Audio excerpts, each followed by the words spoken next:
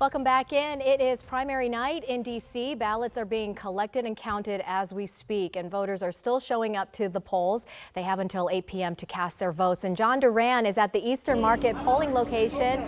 John, you stopped by the Board of Elections earlier today as well. How are things going?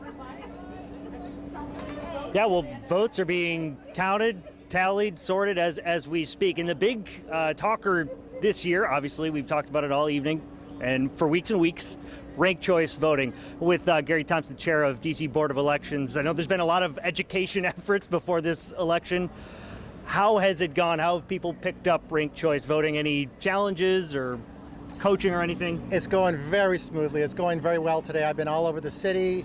I don't hear a whole lot about people being confused. Everyone's very orderly. We have a lot of people out voting. They seem to understand RCV. We have trained workers in RCV at every single vote center to explain things to people in person if need be. And so far, it's going really well. And beyond ranked choice voting, everything running smoothly?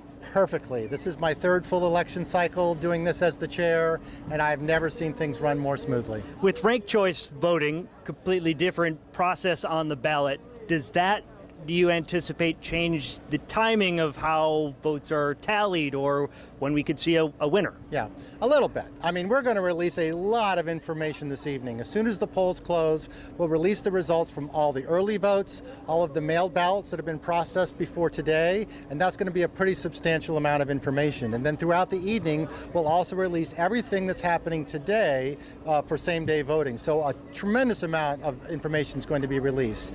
So the way RCV works is if somebody crosses the 50% line, then they're the winner. There is no RCV tabulation. So the thing to look out for tonight is someone look like they're going to maybe get past the 50-yard line? Is that the trend where things are going? So we may see some results tonight that seem obvious.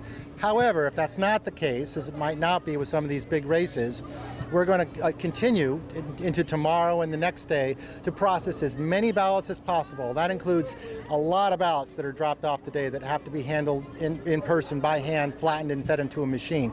We're going to get all that processed. We're going to do a full RCV tabulation as soon as possible, probably in the coming weekend. And once we run that, we'll know who to drop it from the bottom, redistribute to the second place, etc. And we'll be able to give everybody a pretty good indication about who's winning on the RCV tabulation itself. And you mentioned, because we do have a few hours left, a little more than that for voters to get out and cast their vote.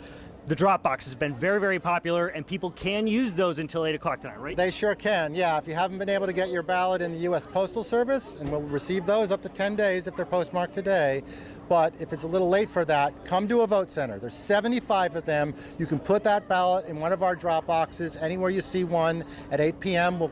By 8 p.m. After that, we'll collect everything that's in there, and they'll find their way into our processing facility. Excellent. Gary Thompson, thank you so much. And you heard him, D.C. residents, you still have time. Find a drop box or come to one of these polling places like Eastern Market, which is seeing a lot of action this afternoon.